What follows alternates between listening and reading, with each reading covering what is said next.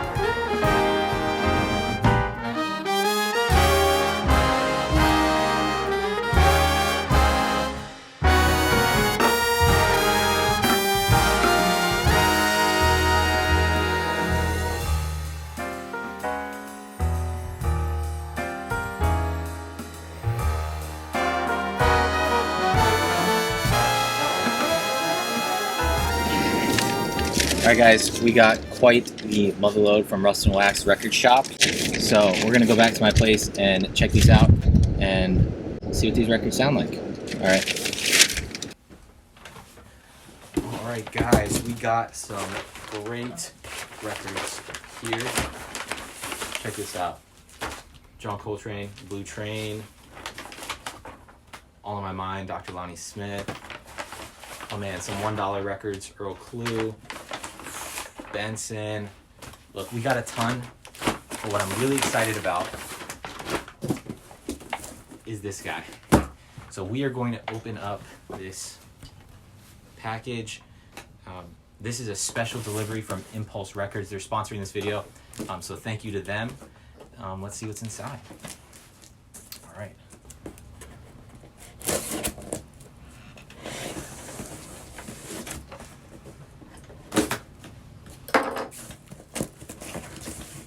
I can already tell it's gonna be good.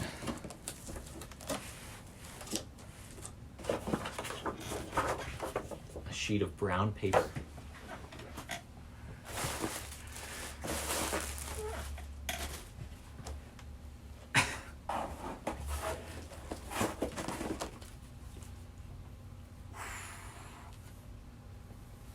Oh, this is not your regular record. This is a hefty record. This is the brand new John Coltrane. Yes, that's correct. A Love Supreme live in Seattle. Look at this. And it really does feel there's some weight to this. Actually, you know what? They gave us 2 of these, so might as well call my brother. He probably will get one. Yo, Kevin. Yo, check out what Impulse Records just gave us. What do we have going on here? Yo, Yeah. What is this? So let me get you your copy. What? This is for me? Oh, heck Yeah, check it out, check it out. Yeah, show them the inside. Look at this, guys. This is incredible. This is so awesome. Photography by Chuck Stewart. Incredible. Let's see. Even comes with this liner notes booklet. So not just like a little bit of liner notes, this is a whole Look at the artwork. whole entire man. booklet. Look at the artwork in this. This is so cool. Oh man, and look at this quote. I'm just read this real quick. We're all human beings. Our spirituality can express itself any way and anywhere. You can get religion in a bar or jazz club as much as you can in a church. A Love Supreme is always a spiritual experience wherever you hear it. That's Elvin Jones, 2002, man. What makes vinyl better is that you get a deeper knowledge of the music, the musicians, and the historical context around these records. Yeah, I mean, especially in this case, like Impulse Records and everyone who worked on this clearly did an amazing job. When I read through this whole liner notes thing, you really start to understand the historical importance of this record. So just to give you guys some context on why this Live in Seattle record matters, like why is it such a cool find. So John Coltrane, 1964, in December, he records A Love Supreme, right? This is with his classic quartet, Jimmy Garrison on bass, you have Elvin Jones on drums, great McCoy Tyner on piano. And so at this time in 1965, this was recorded October 2nd, 1965, he had been working with some other musicians. Coltrane had just recorded Ascension, and in that he's working with Pharoah Sanders and some other musicians, right? So at this point where he's recording Live in Seattle, he's coming from a string of tour dates.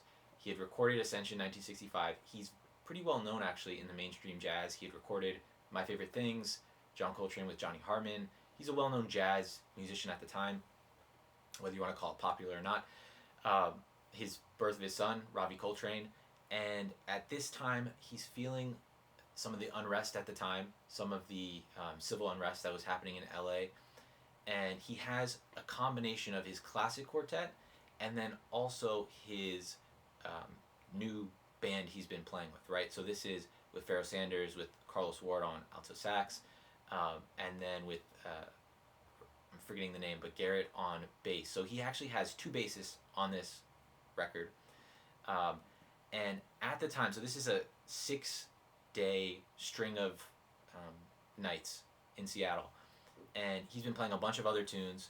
And on the last night, he just goes into A Love Supreme. And he knew that this string of dates was being recorded, probably. It was his longtime friend, Joe Brazil, and collaborator, who was running that recording. So he's probably was aware of that, and it's a 75-minute plus version, you could say, of A Love Supreme. It's got interludes, it has extended solos, and it's all detailed in this liner notes. So you really get to understand where this is placed historically and how this then transitions Coltrane from the classic quartet into more of his, his late period Coltrane. And it's really just, it's amazing to see, it's amazing to have this all put together and to own it, honestly. Well, I would just say that to what you're saying is just, you can just tell there's love put in this. A lot of knowledge. They did not spare any expense. And over the last month, you and I have kind of really dived into vinyl as an experience. We've gone to some stores when we were in Austin, and even earlier, you went to a store with Ray. And one of the things that I'd say the second reason why vinyl is better is just that it provides a better, deeper listening experience. When you're listening to vinyl, it's different from, putting something on Spotify or listening to something on your phone or computer, because you actually are more focused on the music. So you're more present. You can't easily pause or rewind or anything like that. So you're really less likely to be listening to the music as a background. And even as musicians nowadays, there is still a tendency where the music can kind of fade to the background of what we're doing, and less time is spent on the actual listening experience, just sitting down and focusing on that. And especially for something like A Love Supreme, where it's such a raw emotional experience, and especially on this version, that's one of the things with this version compared to the studio version, because he's playing with all of these new musicians and this new group, it really becomes more of that community music instead of just his personal, individual, spiritual statement. But you get that from listening to it all the way through without having to cut between tracks or have that playing while you're working on something else. And you get a deeper connection with the music, and it really becomes more valuable to you personally. The third thing that people end up talking about why vinyl is superior, let's say, it usually comes down to they'll say the audio quality. Right? And that can be true, especially in this version. They did a great job with the 2-mic reel-to-reel setup that this was recorded live. If you get a cheaper record player, like most of you might have or would buy, they usually nowadays will have some sort of internal speakers. And now that isn't necessarily capturing the superior audio quality, because whereas the vinyl contains that information, it's not being presented to you with high quality speakers. So if you're interested in having a high quality musical experience and listening experience, I definitely recommend getting some separate speakers that you can really set up. That's what I have here in my room, so that then they're faced outward, so that I can listen to it in the other side of my room. It's not really necessarily a big investment, a few $100s, maybe even less. You can get some decent monitors. Some of you probably even have them already from doing recording and producing your own music. It makes a huge difference. And then you can really tell, especially on something like this, you hear the detail of them, talking in the background, and the audience, and, saying things to each other, or, all that little on stage banter that we're used to as musicians is captured on this recording. Super cool. I'm jealous because I still have one of the vinyl setups where where the speakers are built in, and Yeah. it just doesn't even compare to when you put this record on here with your exterior, your extra speakers.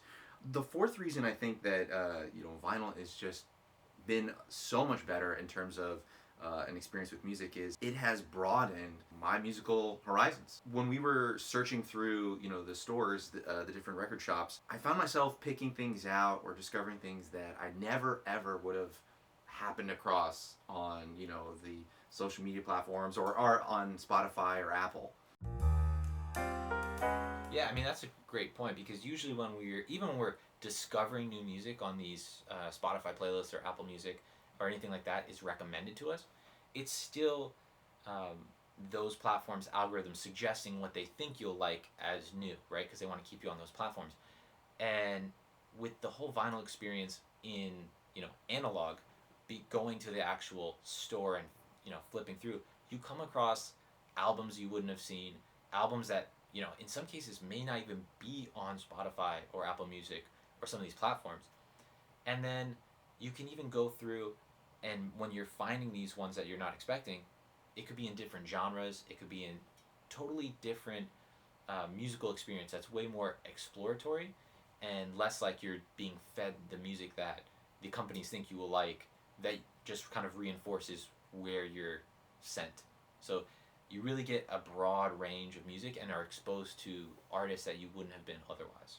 Also, there's so much, obviously certain records, are an investment. Mm-hmm. But even at a record shop, there's if it's too much to buy, a $50 record, there's dollar bins, there's $2 bins, there's $3 bins, so it's very, it's not going to be hard on your wallet to still try something out that you may not be sure about, because sometimes you don't know before you listen. Yeah, no, that's totally true, and I have plenty of those dollar, vinyls. There is something to be said, like those are usually a little bit scratched up. They're great to get connected with some new artists or some new songs that you haven't seen. But something like this is like owning a piece of history. This is like, it's worth having. It's worth, you're going to be listening to it over and over again. I've already listened to this 2 or 3 times already, all the way through, and that's the kind of thing you want. You don't want the dollar record for that, because it's not gonna showcase the extent of the performance. Whereas something like this album, this is it has 2 LPs because it's so extended. It's easily worth the price that they're charging for this. The last reason we find vinyl to be so important is that it supports the artists, the labels, everyone involved in making this possible. I mean, you hear that point a lot where people will say, buying the CD or the merch or the LP really supports the artist more. But in this specific case, Coltrane's obviously deceased. So what you're really doing by supporting this is you're supporting the music like this, recordings that had not been, they've been recently discovered. You're supporting the Impulse Records being able to find these older recordings. Like, Coltrane's not putting out new music. The only way we're going to be able to get new music from some of these jazz legends is if the record companies have the funds to really go out and search and pay someone to find this, to master it, to write the liner notes in the detail. They have multiple authors writing some of the different liner notes from different perspectives, and this is a great way to do that. It's you're basically investing in more of these jazz legends, you know, secret recordings, rare recordings that were previously undiscovered.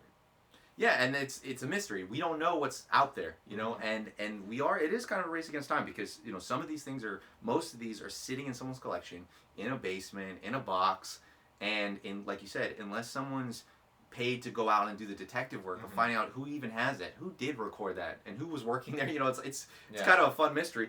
We're not going to get these recordings, and we won't know what is lost. So, you know, just shout out to Impulse for getting this recording, for finding this recording, and for making such a beautiful product. They did it right. Yeah, I mean, even beyond that, the fun really doesn't stop there because Impulse actually has a new challenge that they're doing with us that will support you guys, and that's a giveaway. So let's talk about this vinyl challenge.